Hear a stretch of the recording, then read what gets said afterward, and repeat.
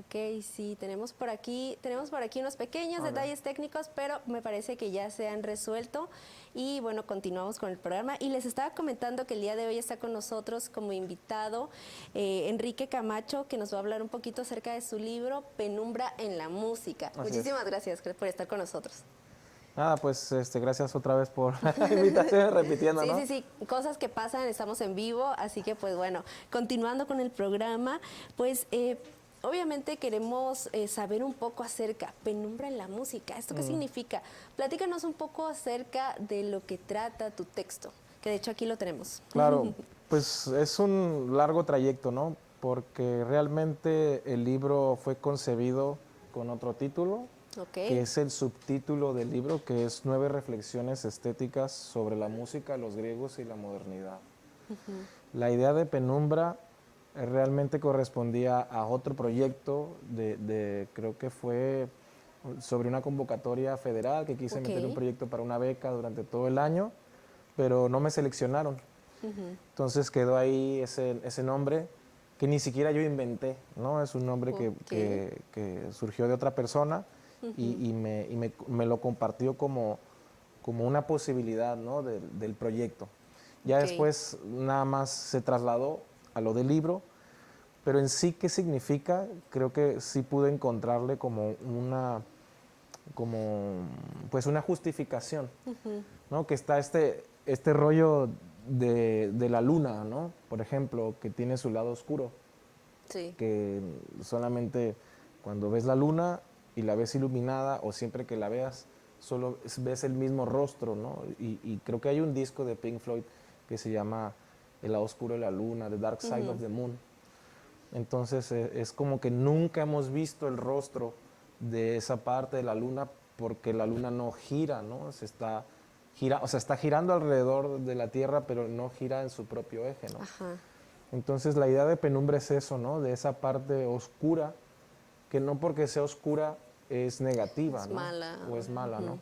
Pero es esa parte de la música que desconocemos porque en el libro lo voy planteando la idea de la hegemonía cultural, ¿no? De que vivimos como en una especie de sistema económico neoliberal, capitalista, patriarcal, de Claro, claro. consumo, y no podemos acceder a esas partes oscuras, ocultas, ¿no? de la música.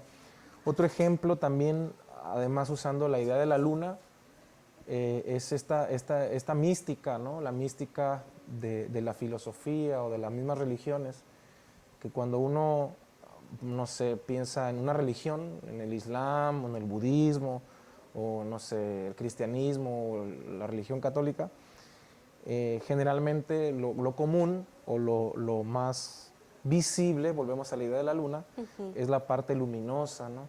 Y la parte oscura siempre queda oculta para aquellos que profundizan más en la religión, ¿no? Que es la mística, ¿no?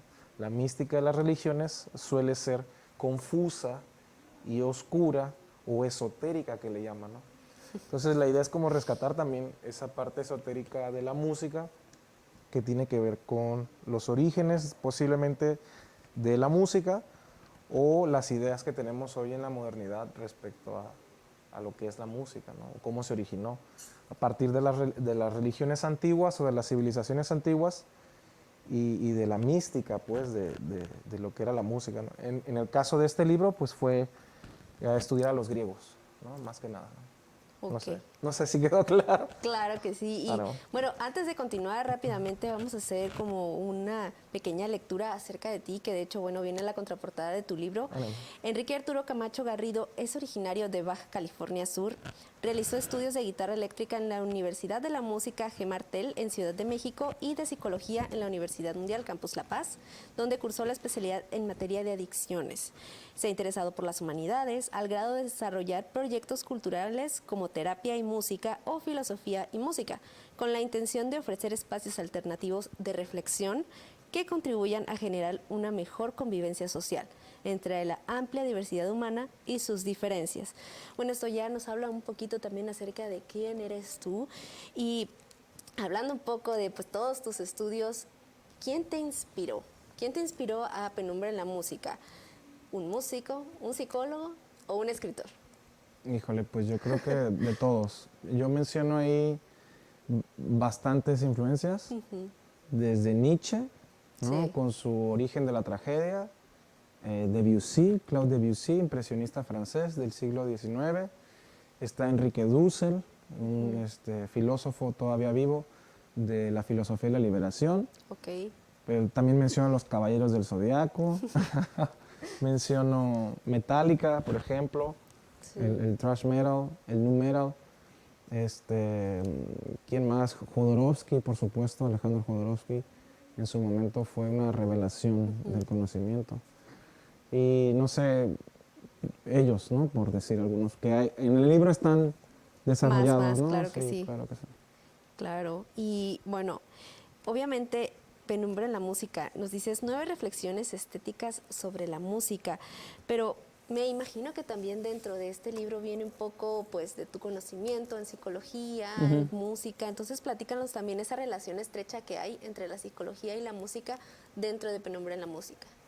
Claro, pues yo estudié psicología en la Universidad Mundial. No estoy titulado porque decidí no titularme en su momento, Ok. porque mis inquietudes personales, de hecho el primer capítulo se llama Un viaje personal. Mis inquietudes personales me llevaron al estudio de la psicología, pero también me sacaron de la psicología porque el enfoque que se le da, pienso, es muy cuadrado y muy estrecho. No hay, en la carrera no hay filosofía de la música, creo que hay solamente 1 o 2 materias de historia de la psicología, cuando yo pienso que debería de abarcar casi toda la carrera, pues, ¿no? Para estar profundizando en qué es la psicología en sí. Es muy poco el análisis profundo que se hace, el debate, no se leen a los griegos, no se lee a Platón, se revisa nada más por encimita las raíces, y que las raíces mismas no son nada más los griegos, sino habría que analizar cuál es la psicología, que vuelvo, de las sociedades antiguas, de China, de India, de Babilonia, de Egipto, para tener un conocimiento, creo yo, más amplio de esa diversidad que no se centra nada más en lo que le llaman helenocéntrico, ¿no? O eurocéntrico. Entonces decido salirme porque me interesa la metafísica, me interesa la mitología, me interesa el esoterismo. Y todo eso ahí en la escuela pues es visto, no es bien visto, ¿no? De hecho se critica mucho quienes leen las cartas, quienes hacen como lectura o sanación con cristales o con piedras o cualquier práctica curativa o de sanación que no esté dentro de un marco clínico, científico y racional, es descartado y es rechazado, ¿no? Entonces, en el estudio de la diversidad de las culturas, las diferencias de enfoque y de método para el tratamiento de algún síntoma, alguna enfermedad, tiene que ver con la exploración de otro tipo de lenguajes y otro tipo de tratamientos, pues, ya sea con la invocación de espíritus o con el rezo y la oración de cánticos e himnos, con la música, ¿no? Ver la música como un elemento de tratamiento, de sanación, ni siquiera es bien visto porque no hay en la escuela, en mi experiencia de la escuela, no había psicólogos o maestros que tuvieran otro tipo de formación. Entonces tienen una formación reducida que es de tipo clínico, de tipo científico, de tipo racional, que excluye la diversidad y no genera un enfoque amplio de todo el espectro de posibilidades curativas que puede tener el ser humano, ¿no? Descubres en el estudio del cuerpo que, por ejemplo, hay un sistema endocannabinoide, ¿no? Que es el propio cuerpo genera el cannabis, ¿no? Que es lo que de repente las personas buscan al fumar o al consumir marihuana de manera externa, según las neurociencias, el propio cuerpo genera el principio activo que es el cannabis, ¿no? Entonces son tantas cosas que no sabemos que se mantienen en la penumbra, ¿no? por nuestra estrechez, yo creo que tiene que ver, vuelvo al punto, ¿no? Los intereses económicos, políticos, que reducen el espectro de las posibilidades humanas y la diversidad, lo hacen estrecho, y eso es lo que estamos reproduciendo, ¿no? Constantemente en nuestras praxis, tanto comunicativas como de reflexiones. Y bueno, ya se me olvidó cuál era la pregunta. Era la relación Exacto. entre la música y la psicología. Pues es ir descubriendo cómo justamente la música permite un lenguaje de las culturas, ¿no? Que es diverso, ¿no? La música en África, la música en la antigua Grecia, la música, no sé, lo que sea que puedas imaginar, la música hindú, la música de Rusia, ahorita que Rusia está vetado, ¿no? La música rusa o la música de Brasil, bossa nova, ¿no? ¿Cómo existen tantas posibilidades armónicas, rítmicas, melódicas, y que en nuestra estrechez y en nuestra ignorancia las descartamos o ni siquiera las conocemos, entonces no las podemos usar, no podemos aprender de esas otras posibilidades, y lo mismo sucede a nivel del tratamiento de enfermedades, ¿no?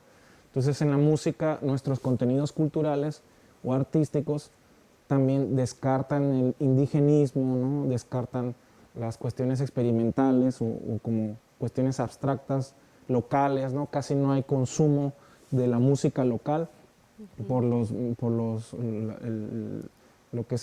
medios de comunicación que los gobiernan las plataformas streaming, o etcétera, etcétera, etcétera. O sea, la idea es como ir rescatando esas otras posibilidades que quedan descartadas por la hegemonía, en este caso, ¿no? del sistema económico, ¿no?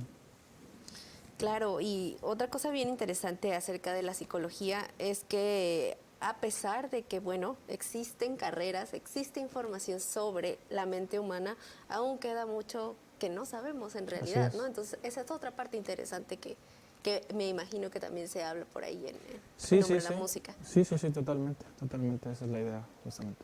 Ok, y bueno, otra cosa interesante de la que estabas hablando es la era digital y cómo ha cambiado también el mundo y todo en cuestión de todas las carreras. Y ahora, hablando más un poco acerca de tu faceta de escritor, ¿crees que la era digital ha desfasado o ha dejado a un lado esta era de escritos, esta era de textos? No necesariamente. Creo que la facilita, porque ya desde tu dispositivo tú puedes estar escribiendo el inicio de tu libro o de un artículo. Que también tu libro está de manera digital. Sí, de hecho, ¿no? Sí, no creo. Si acaso, ahorita estoy leyendo un libro que se llama El totalitarismo del mercado, de Franz Hinckelammer, y habla de que el sistema económico es excluyente y es asesino. ¿Por qué? Porque son muy pocas personas, aunque pareciera que en nuestra realidad somos muchas, tenemos acceso a internet y tenemos un dispositivo móvil, pero hay tantas otras personas que en realidad no, que no tienen, ¿no? Que no pueden acceder a la información que nosotros accedemos, y que ni siquiera están pensando en las cosas que nosotros estamos pensando porque viven en otra realidad. Y vuelvo a la idea de la diversidad.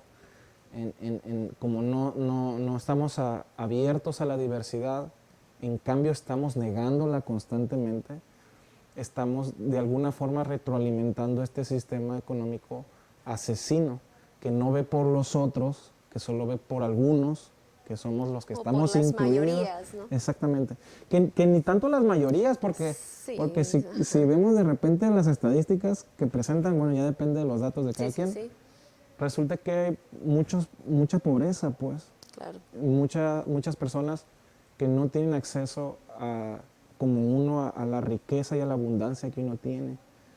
Entonces, esa es una mayoría, y que es histórico, ¿no? O sea, al estudiar a la civilización griega, también estaban divididos entre los aristócratas. Es algo que ha existido desde hace años. Exactamente. Y pues tampoco es la panacea, el libro no da directamente una solución, es nada más reflexionar, pensar y tal vez aceptar las condiciones en las que vivimos, pero no con el ánimo tampoco de generar una especie de movimiento anárquico para quitarle a los ricos lo que merecen los pobres. O sea, eso ya se está haciendo también. Y no sé, mi rollo si acaso es la idea de la reflexión y de generar, no sé si luz en la penumbra o penumbra en la luz. Yo creo que sería más traer la oscuridad a la luz, porque es demasiada la luz que no nos permite ver la oscuridad, o en la oscuridad, no lo que hay. Claro. ¿No? Medio ahí Sí. místico, pero pues así se tiene que decir, ¿no? Claro, y bueno, también hablando un poco acerca más de tu libro, obviamente, y parecería una pregunta que cualquiera podría decir, ay, es obvia la respuesta, pero dime, ¿para ti es importante llegar a muchas manos con tu libro? Llegar a muchos lectores. Pues no necesariamente. Lo que yo quisiera es dedicarme a esto y vivir de esto modestamente, austeramente. Si llegando a 10 personas lo consigo, entonces está bien, ¿no? Si tienen que ser 100, pues está bien. No hay una necesidad, creo, de hacerlo mediático y masivo, porque entonces creo estaría cayendo en una contradicción en relación a este sistema económico de consumo, que lo único que le interesa no es tu alma, pues, ni tu bienestar. Sino venderte un producto. Exactamente. Venderte un producto, venderte una idea, que la compres y que no pienses, ¿no? Que consumas. Y que este ciclo sea de repetición. Que no haya crisis como la del COVID, ¿no? Como el COVID y la cuarentena fueron una ruptura del sistema, pero que el sistema está tan amañado que encontró la manera. O sea, los más ricos se hicieron más ricos, pues, ¿no? Y los más pobres se hicieron más pobres. Claro. Cuando debió haber sido una oportunidad para generar un cambio verdadero, pues, pero está difícil porque el sistema es un monstruo, pues, ¿no? Entonces sería, creo, una contradicción pretender así ser famoso y masivo. Más bien que lo que hago me retribuya para tener la ropa que necesito, el dinero que necesito para pagar las cosas que necesito y tener cuidado de no ambicionar, ¿no? Por encima de los demás, ¿no? Que lo que yo tengo también sea para los demás, pues, la neta. Claro, y seguir reflexionando. Sí, definitivamente, hay mucho que pensar. Sí. Y bueno, ahora sí que en estos momentos, bueno, Penumbra en la Música sale hace unos días prácticamente, Sí, como 2 ahora semanas. finales de abril, ¿verdad? Sí. Entonces, bueno, te lo preguntaba antes de entrar aquí a programa, pero platícanos para que la audiencia también te escuche. ¿Cómo te sientes con este libro? Platícanos. Pues nerviosón, porque es como desnudarse, ¿no? No es lo mismo estar compartiendo estas reflexiones con los amigos, en las fiestas o en estas pláticas íntimas con ellos, que ya escribirlo y darlo a conocer de manera pública con gente que no me conoce. Les he dicho a muchos amigos, o sea, que me compran el libro, pues tú ya sabes qué pienso y ya sabes por dónde van mis ideas, ¿no? Como que para ellos siento que no es nada nuevo, pero para la gente para las personas que me conocen, pero creo que para las personas nuevas eso sí es como aterrador un poco, aunque no soy un joven de 17 años, tengo 35 años, que tampoco es la gran experiencia, pero sí creo estoy sustentado. No es un trabajo académico tampoco, aunque sí tiene sus referencias y hay una investigación detrás. No pretendo convencer a nadie, no pretendo convencer a la academia. Sé que puede haber académicos que aprecien el libro, pero no está dirigido a ellos, creo. Las mejores críticas que he recibido hasta el momento han sido de músicos amigos, que son músicos que piensan más allá de su quehacer musical. Es decir, que en su mente hay muchísimo contenido de la sociedad, de la vida, filosofía, De la historia. de la historia, ajá. O sea, que no se queda nada más en su quehacer técnico del Claro. instrumento, ¿no? Y creo que son muchos esos músicos que estamos atrapados en el sistema, porque hay un capítulo, 2 capítulos que hablo de las leyes del mercado y los gustos de la población, y de cómo la misma sociedad que está, vamos a decirlo así, hasta cierto punto maniatada por estas leyes del mercado y por este totalitarismo del mercado y del comercio, te exigen y te piden que les toques la música que a ellos les gusta, ¿no? Claro. Entonces el músico que es un creador por sí mismo y que está buscando hacer sus propias composiciones, no tiene lugar en la sociedad. Para esa libertad creativa. Ajá, y no solo para esa libertad creativa, sino para que cuando ya la elaboraste y la presentas, o sea, les aburre, no les interesa, porque no le estás tocando sus canciones de siempre que quieren escuchar todo el tiempo, ¿no? Entonces, Y que no van a vender.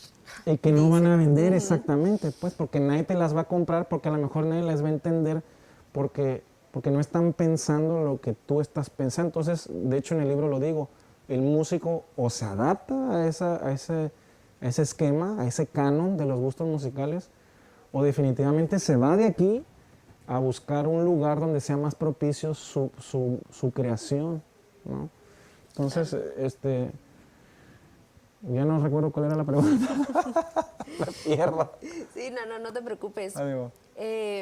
Pero fíjate que también dices una cosa bien interesante acerca de esto y me gustaría que nos platicaras.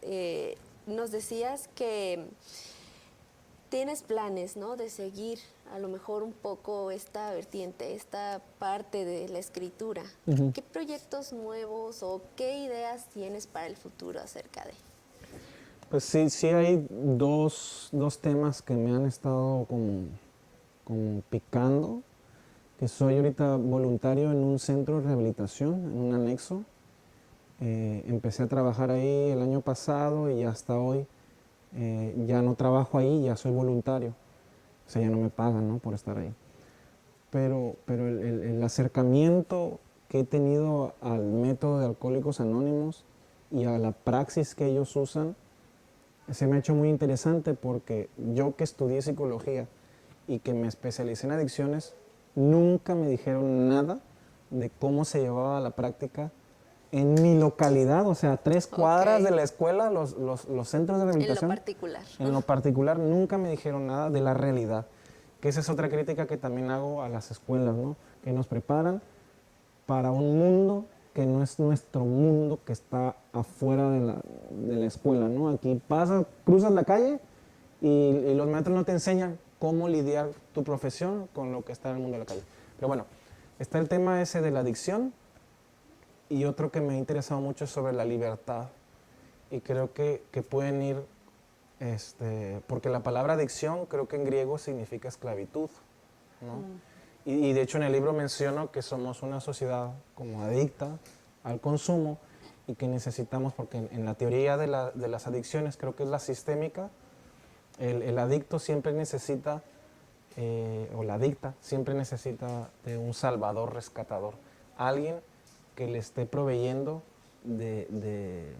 pues de un sustento para que esa persona pueda seguir con su consumo. Suele ser la mamá, que es como alcahueta, o suele ser el papá, que por debajo del agua le da dinero, o siempre lo está protegiendo, lo sobreprotege.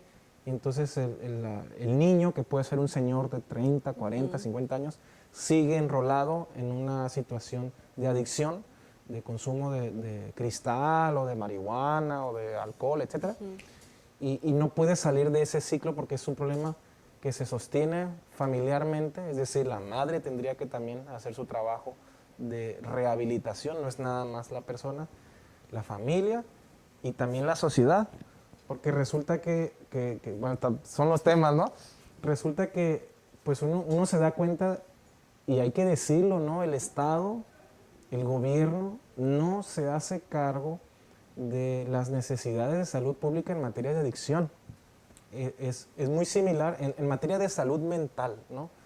Fíjate, hice mi servicio social en el DIF municipal y fui a los DIF de las colonias alejadas del centro y resulta que quienes se encargan de la salud emocional y mental de la población son las iglesias, pues. Es la religión con la palabra de Dios y con la Biblia con la que ellos atienden las necesidades emocionales de las personas. Entonces yo llegaba con mi bata porque eran mis prácticas, les hablaba del cerebro, que era la psicología y otro tipo de enfoque para el tratamiento de los problemas interfamiliares, intrafamiliares. Y siempre ellos, su diálogo era a través de la Biblia, ¿no? O sea, la formación que tiene la población para atender sus problemas de salud mental es la religión. Entonces, ¿qué significa? Que el Estado no ha podido generar una infraestructura suficiente para atender las necesidades de salud mental y llegar a donde se tenga que llegar. Es como el problema del Internet, ¿no? Ahorita resulta que se busca que haya Internet en todo el país, ¿no? Porque hay lugares donde no alcanza a llegar la luz, ¿no? Es lo mismo. El Estado no ha podido resolver el problema de las adicciones porque estos centros son centros que se erigen por los mismos rehabilitados, ¿no? Las mismas personas que los padrinos que les llaman y las madrinas que estuvieron en situación de problemática de adicciones, al rehabilitarse, crean su propio centro y ellos mismos lo gestionan. Pero el Estado no está presente, pues, no los apoya. Si acaso va y los revisa nada más y les dice, pues te falta esto, y no tienes esto, y no tienes esto, y a ver cuándo lo tienes, en vez de cambiar su actitud y de decir, bueno, ¿cómo te ayudo? ¿Cómo generamos una alianza para atender este problema que nos compete a todos, pues, que es un problema de salud pública, ¿no? Claro. Entonces, adicciones y libertad serían los temas, ¿no? Claro. Para cerrar. Y ya ahora, bueno, ya estamos por cerrar el programa y bueno, antes de agradecerte, bueno, quisiera que nos platicaras rápidamente a todos los que nos están viendo y escuchando a través de Facebook y en radio. ¿Para quiénes es Penumbra en la música? Nos platicabas un poquito acerca de a lo mejor para quiénes a lo mejor no es tanto, para quiénes a lo mejor sí, pero platícanos un poco. ¿Para quién es Penumbra en la música? Yo creo que es para músicos, para compositores, a aquellas personas que tienen una inquietud filosófica, es decir, que ven en la filosofía un camino para reflexionar. Me gustaría que fuera para todos, pero, por ejemplo, yo estuve conviviendo en una congregación cristiana, sin ser cristiano, como 4 o 5 años, y generé amistades con ellos, y tengo amigos cristianos, ¿no? Y me han comprado mi libro, ¿no? Yo no sé qué tanto por ser mis amigos o por las ideas, ¿no? Okay. Y las ideas del libro no son cristianas, ¿no? No hay una tendencia a que te conviertas, te vuelvas un creyente en Jesús, por ejemplo, ¿no? No va por ahí, pero me gustaría pensar que puede ser leído por ese tipo de personas, igual con personas feministas, ¿no? También he podido trabajar y convivir con chicas, con personas que son feministas directas y militantes, ¿no? Activas. Y me gustaría también generar diálogo, porque esa es la idea de la diversidad, ¿no? Claro. No es imponer nunca nada a los demás, es poder reconocernos en nuestras diferencias, aunque nuestras diferencias sean de fondo, ¿no? O sea, que el otro, por ejemplo, si es cristiano, el otro vea en mi libro un libro satánico, por ejemplo, ¿no? Okay. Sí va a suceder eso y no lo puedo evitar, pues, porque las opiniones son diversas también. Y porque sí es satánico, poniéndome muy ortodoxo, pero si puedo justificar el libro en el mismo lenguaje de la Biblia de Jesús, de cómo es un libro también de la diversidad y de la aceptación del otro, porque al final de cuentas uno de los principios cristianos es el amor al prójimo. Y el amor al prójimo no tiene que ser a partir de que creas en Jesús o no, sino de que seas quien eres, pues, ¿no? Con las diferencias que tienes. Igual en el rollo del feminismo, ¿no? De si no crees que el patriarcado es absoluto y violento y no estoy haciendo nada por erradicarlo, entonces lo retroalimento, entonces me vas a atacar y me vas a condenar porque no pienso como tú. No sé, o sea, me gustaría pensar que es para las personas que creen o que pensamos que hacen falta,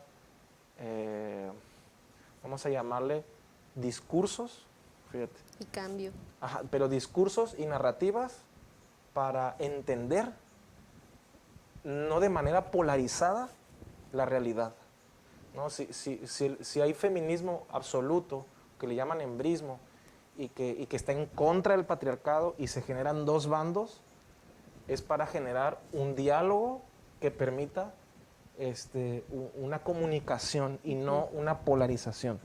También iría directo con el rollo de la política entre los de Morena y la oposición, ¿no? El gobierno, que es el de ahorita, y la oposición, que es los del PAN, que se están atacando constantemente y no se entienden, y se critican y se pelean.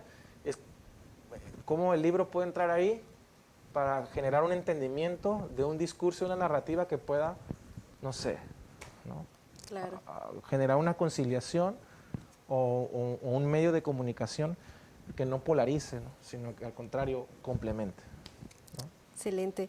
Pues muchísimas gracias por estar el Gracias. día de hoy. Hemos llegado al final de este programa y pues nada, esperamos que mucho éxito tenga Gracias. Penumbra en la música, porque bueno, va despegando, apenas Sí. tiene algunos días. Entonces, De hecho, es mi primera entrevista. Oh, excelente. Entonces, pues Gracias. esperamos muchísimas más y pues mucha suerte y mucho éxito con este nuevo libro. Gracias, Alba. Nos despedimos, su servidora Alba Hernández en la voz. Este fue un programa de la Dirección de Difusión Cultural y Extensión Universitaria, Jueves Universitario. Nos vemos la próxima semana.